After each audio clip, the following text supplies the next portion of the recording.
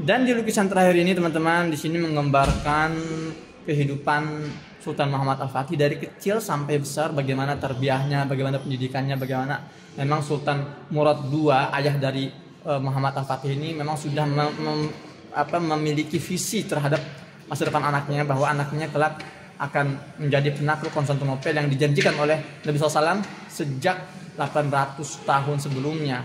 Dan ini adalah pelajaran buat kita seorang ayah. Kita tidak hanya memiliki ambisi untuk diri kita sendiri, namun juga untuk anak-anak kita. Kalau kita tidak mampu membebaskan Baitul Maqdis hari ini, paling tidak anak-anak kita yang akan membebaskan Baitul Maqdis. Oke, kita lanjut ke lantai berikutnya. Oke teman-teman, nih lukisan selanjutnya ini adalah hasil lukisan dari Michael Wohlgemuth tahun 1493. Ini menggambarkan kondisi Konstantinopel sebelum penaklukan. Kita lihat ini adalah karikatur tembok Theodosian ya, dan ini mungkin golden horn ya, atau tanduk emas. Dan di sini judulnya kenapa penaklukan itu harus dilakukan oleh Turki Utsmani. Karena saat itu teman-teman, Turki Utsmani itu sudah menguasai sekeliling area Konstantinopel. Jadi Konstantinopel ini kekuatan Kristiani Ortodok ini, Kekaisaran Romawi Timur ini saat itu menjadi duri di tengah ambisi ekspansi umat Islam ya, karena selama Konstantinopel ini masih berdiri dan dikuasai oleh Kekaisaran Romawi Timur, maka selama itu umat Islam saat itu tidak bisa menggabungkan kekuatan secara optimal ya, karena terbelah posisinya. Jadi secara politik sangat strategis, juga secara ekonomi sangat strategis ya. Jadi mereka harus muter kalau mau melakukan perdagangan atau perjalanan perniagaan dan sebagainya. Maka dari itu sebuah keharusan di masa itu bagi penguasa Turki Utsmani, dalam hal ini adalah Muhammad Al-Fatih, untuk bisa menguasai Konstantinopel. Selain itu memang juga tentu motivasi utamanya ya di atas semua itu adalah hadis Nabi SAW yang tadi sudah kita bahas di lembar yang sebelumnya ya. Jadi itulah gambaran kenapa saat itu Konstantinopel harus benar-benar dikuasai oleh Turki Utsmani di bawah pimpinan Sultan Muhammad II atau Muhammad Al-Fatih. Dan ini kita lihat di sini juga ada, ini kurang lebih replikaannya ya, gagahnya Sultan Muhammad Al-Fatih di atas kudanya yang ditunggangi. Masya Allah, umat Islam anak muda harus gagah itu. Selanjutnya di sini ada papan atau ada gambar nomor 107. Judulnya di sini adalah password penaklukan. Bagi teman-teman harus paham bahwa Sultan Muhammad Al-Fatih ini ketika dia menjabat sebagai sultan, usianya saat itu 19 tahun dan banyak yang meragukan. Bahkan itu ditertawakan oleh kerajaan-kerajaan yang yang mengetahui kematian Sultan Murad II, kemudian digantikan oleh anaknya yang baru usia 19 tahun. Itu disepelein, kemudian juga dianggap enteng, dianggap ringan. Mereka nggak tahu bahwa Sultan Al-Fatih itu memiliki potensi yang sangat luar biasa, yang lebih dibandingkan leluhur-leluhurnya. Makanya ketika saat dia itu memegang tanduk kekuasaan sebagai sultan, dia langsung memberikan motivasi yang sangat kuat kepada masyarakatnya, kepada rakyatnya, bahwa tidak ada yang mustahil. Dan passwordnya adalah achieving the impossible, artinya melakukan sesuatu yang dianggap impossible. Karena dalam sebuah quote-nya, sebuah kata-kata yang sampai saat ini masih dikenang dari seorang Muhammad Al-Fatih adalah, kamu jangan katakan itu mustahil kalau kamu belum mati ketika melakukannya. Kalau kamu mati ketika melakukannya, mungkin itu mustahil. Tapi kalau kamu masih hidup selama kamu berusaha melakukannya, itu jangan dikatakan mustahil. Dan itulah yang menaikkan semangat rakyat Muhammad Al-Fatih dan juga pasukannya serta masyarakatnya. Jadi kata kuncinya adalah out of the box. Jangan gampang nyerah ya. Jangan gampang putus asa. Itu sudah dibuktikan oleh berbagai superhero pahlawan umat Islam sebelumnya, ketika Salahuddin Al-Ayyubi menaklukkan Baitul Maqdis dan ketika Muhammad Al-Fatih menaklukkan Konstantinopel. Dan kalau mereka bisa dengan keyakinan dan keimanan yang mereka miliki, kita juga bisa. Jangankan cuma sekedar menaklukkan hati calon mertua ya. Konstantinopel pun yang dikelilingi oleh tembok terkuat saat itu bisa takluk dengan optimisme, keimanan, ketakwaan, dan strategi yang matang. Luar biasa. Lanjut. Dan di lukisan kali ini judulnya adalah Planning the Conquest of Istanbul Comes First. Rencana menaklukkan Istanbul dulu, Konstantinopel dulu.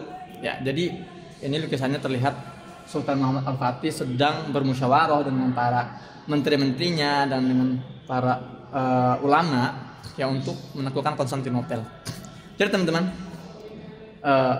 saat itu Konstantinopel memang masyarakatnya dalam keadaan depresi karena berabad-abad gagal menaklukkan Konstantinopel, dan juga mereka banyak juga konflik-konflik ya, kendala-kendala yang mereka temukan baik dalam maupun dari luar. Dan menurut Muhammad Al-Fatih saat itu, ini semua tidak akan bisa diselesaikan kalau kita tidak menaklukkan Konstantinopel. Makanya Konstantinopel dulu, kita fokus dulu, kita bebaskan dulu. Nah, jadi dia kumpulkan saat itu para petinggi negaranya, kemudian para ulamanya untuk yuk kita rumuskan bagaimana cara membebaskan Konstantinopel. Ya, dan juga dia minta kepada para ulama untuk menyemangati tentara-tentaranya untuk berani, untuk tidak takut, untuk optimis dalam melakukan misi ini. Dan Muhammad Al-Fatih memang melihat inilah waktunya. Kalau bukan saya, siapa lagi? Dan ini juga merupakan gambaran betapa semangatnya Sultan Muhammad Al-Fatih dalam mendapatkan predikat pemimpin terbaik yang pernah diucapkan oleh Nabi SAW ratusan tahun yang sebelumnya. Dan teman-teman, antum harus tahu bagaimana usaha Muhammad Al-Fatih dalam melakukan Konstantinopel itu bukan hanya menggunakan meriam-meriam yang baru ditemukan, tapi juga dengan menggali terowongan dari bawah, juga melakukan pembentukan armada laut banyak. Dan itu semua tidak semata-mata dari dia sendiri, tapi hasil musyawarah dari para menterinya dan para jenderal-jenderalnya serta para ulama. Artinya di sini tidak ada one man show. Bullshit namanya one man show. Ya, kalian nggak akan bisa melakukan semuanya sendirian. Kalian perlu masukan dari orang lain, kalian perlu experience, perlu pengalaman dari yang lebih tua. Ya. Tapi jadikan itu sebagai modal untuk kita melangkah ke depan ya, agar kita tidak mengalami kesalahan yang pernah dialami oleh pendahulu-pendahulunya. Gambar selanjutnya teman-teman. Jadi lukisan ini di sini terlihat Sultan Muhammad Al-Fatih dengan salah seorang patriark atau pembesar Kristen Ortodok di Konstantinopel. Ini adalah beberapa saat setelah penaklukan Konstantinopel. Namun Sultan Muhammad Al-Fatih ini menunjukkan toleransinya. Ya, dia tetap memberikan patriark ini wewenangnya dalam mengatur kehidupan beragama di wilayah Konstantinopel. Ya, dan sama sekali bukan tidak mengintimidasi, tidak menteror, tidak merusak, tapi malah memberikan kebebasan dalam beribadah bagi masyarakat Konstantinopel yang bukan dari golongan umat Islam. Dan akhirnya kita telah tiba di lukisan terakhir di ruangan ini. Dari tadi kita baru di ruangan ini aja, tapi masya Allah banyak pelajaran yang bisa kita ambil ya. Dan ini adalah ilustrasi benteng Rumelia atau Rumali. Benteng ini didirikan di salah satu tepi Selat Bosporus, tepi yang terkecilnya. Jadi kan itu ada antara dua daratan itu kan ada beberapa luas, tapi ya ada titik di mana dua daratan itu sangat dekat, dan dibangunlah di situ benteng Rumelia ini untuk menghentikan suplai bantuan yang datang ke pasukan Bizantium atau pasukan Romawi Timur di bawah kekuasaan Konstantin 11. Bantuan yang melalui laut ini harus di stop suplainya. Ini salah satu usaha dia untuk mensukseskan proses penaklukan dan blokade Kekaisaran Konstantinopel. Dan unik, Ini membuat shock ya, Kaisar Konstantin. Dia katakan ini benar-benar tidak bisa diterima. Ayah dia itu, ayahnya Al-Fatih itu Murad II, paling enggak dia punya adab lah kalau mau bangun seperti ini. Enggak seperti Muhammad II ini tiba-tiba langsung bangun. Ketika pesan itu sampai ke Muhammad Al-Fatih, apa dia katakan? Semua wilayah di luar tembok kalian itu adalah wilayah kami. Sementara kekuasaan kalian hanya yang ada di dalam tembok kalian. Jadi ini memperlihatkan kesungguhan beliau, dan juga ini adalah salah satu perang psikologi. Gua ingin memberikan kesan bahwa saya nggak main-main, saya serius, dan saya akan all out, saya akan optimal. Nah, dan pembangunan benteng Rumali ini yang cuman kurang dari 5 bulan, bayangkan, ini membuat mereka terkejut. Dalam waktu 5 bulan tiba-tiba sebuah benteng, sebuah bangunan yang kokoh dan besar ini muncul, dan Masya Allah, lagi-lagi ini menunjukkan ambisi yang sangat kuat.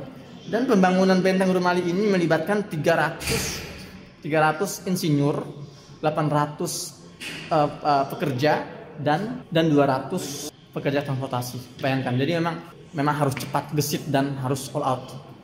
Kurang dari 5 bulan benteng Rumali ini akhirnya berhasil dibangun dan berhasil menambah kekuatan Sultan Muhammad Al-Fatih serta melemahkan Kekaisaran Konstantinopel di bawah pimpinan Konstantin 11. Oke teman-teman, kita sudah selesai di ruangan ini dan kita akan menuju ruang atas, lantai bawah mungkin ya, lantai atas, lantai bawah. Kita akan ke bawah lagi dan kita lihat ada apa sih di bawah ini. Ikuti ya terus. Ya teman-teman, ternyata kita ketemu lagi dengan gambar-gambar ini, dan setiap gambar pasti memiliki sejarah dan informasi yang menarik. Oke, kita mulai dari sini ya.